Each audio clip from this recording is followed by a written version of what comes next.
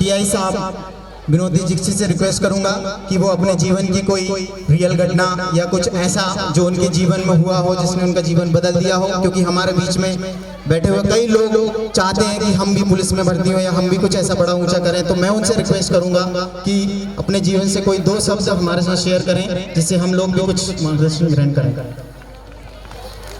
Please.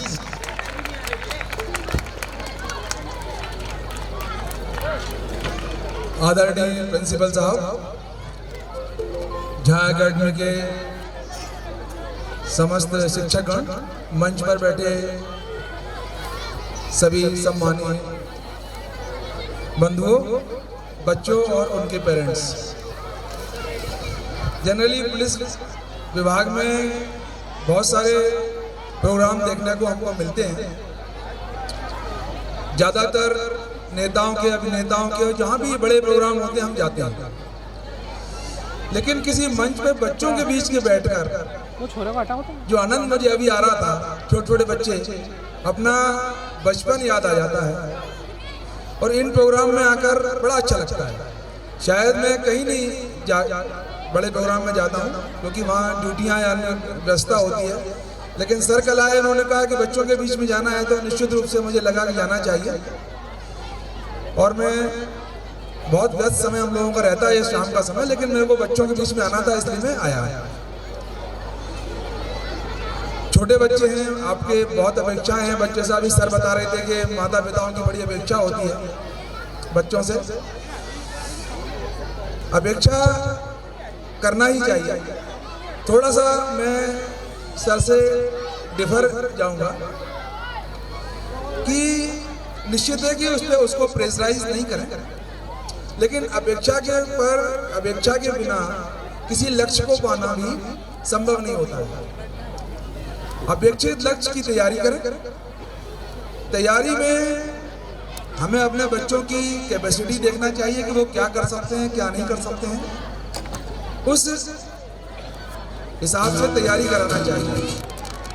जैसा कि अभी सर बता रहे थे कि कोई ऐसी प्रसंग या ऐसी कोई बात जिसने मुझे पुलिस में आने को प्रेरित किया, तो मैं एक घटना सुनाता हूँ।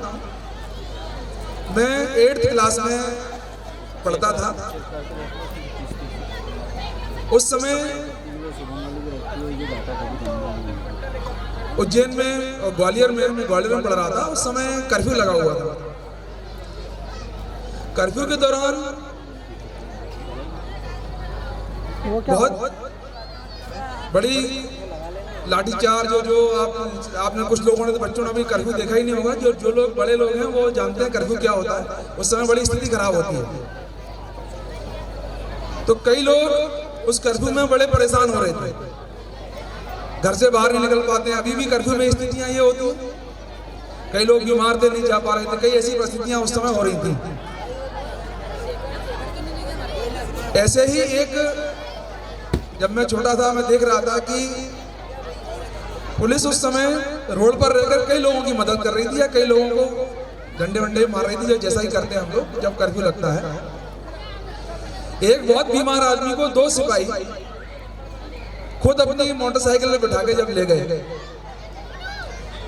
और उसको अस्पताल में जाके भर्ती कराया उस कर्फ्यू के दौरान, तो मेरे मन में ये आया कि इस समय किसी की गाड़ी और किसी भी जाते समय कोई नहीं जा सकता, लेकिन पुलिस वालों ने 2 लोगों को अस्पताल ले जाके भर्ती करवाया, उसका इलाज कराया। मेरे मन में आया कि मैं भी ऐसी ही सेवा में जाऊं जहां पर कि इमरजेंसीज में भी किसी लोगों की मदद की जा सके। और मैंने पुलिस की तैयारी की और मैं भर्ती हुआ उसमें। अभी जो बच्चे बैठे हैं, कोई इसमें पुलिस वाला बनेगा, कोई डॉक्टर बनेगा, कोई इंजीनियर बनेगा, कोई जो बनेगा, बनना उसका तय है। मार्गदर्शन सिर्फ आप देंगे। आप किसी भी बच्चे को जबरदस्ती कुछ नहीं बना सकते। और मेरा तो मानना ये है कि मेरे 2 बालक, मैं भी चाहता था कि मैं पुलिस में उनको मैंने प्रेरित भी किया, बोला भी, लेकिन नहीं, वो अपना अलग तैयारी कर रहे हैं और अलग पढ़ रहे हैं। दूसरी परीक्षाओं में अच्छे नंबरों, दूसरे कॉम्पिटिशन एग्जाम में पास हुए और दूसरे तरफ चले गए। मेरा मानना यह है कि यदि पौधे तैयार करना है तो बच्चों में सिर्फ अनुशासन पैदा कर दो, सिर्फ अनुशासन, वो अपने आप शिखर पे पहुंच जाएंगे। बिना अनुशासन के कुछ भी चीज संभव नहीं है। आप 10 जो सफल लोग हैं उनके व्यक्तिगत जाके उनके जीवन का अध्ययन करना, उनने जो भी किया है अनुशासित तरीके से प्राप्त किया है। बच्चों में अनुशासन सिखाने का तात्पर्य डांट मार के नहीं, उनको प्रेम से अनुशासन की महत्ता बता के आप करेंगे तो निश्चित रूप से आपके बच्चे सफल होंगे। और आज मुझे यहाँ बुलाया, मेरा स्वागत किया, मैं इसके लिए झाया अकेडमी का आभारी हूँ। क्योंकि मुझे बहुत जरूरी काम से कहीं जाना है और सर के 3 फोन आ गए थे, मैं आपकी भी उपस्थित हुआ। कभी स्कूल की क्लासेस में भी मैं आऊँगा और मैं आप बच्चों के बीच में उपस्थित रहूँगा। यही बात कहते हैं, मैं विराम देता हूँ। जय हिंद। बढ़िया, इसके लिए जोरदार तालियां सर के लिए। Thank you so much sir. जैसा कि आपको पता है सर का बहुत ही बिजी शेड्यूल है, तो वो हमारे बीच में 5 या 10 मिनट से ज़्यादा रहे, इसके लिए thank you so much sir. और जैसे कि उनके अपने जीवन की घटना बताई है, एक बार सर के लिए जोरदार ताली।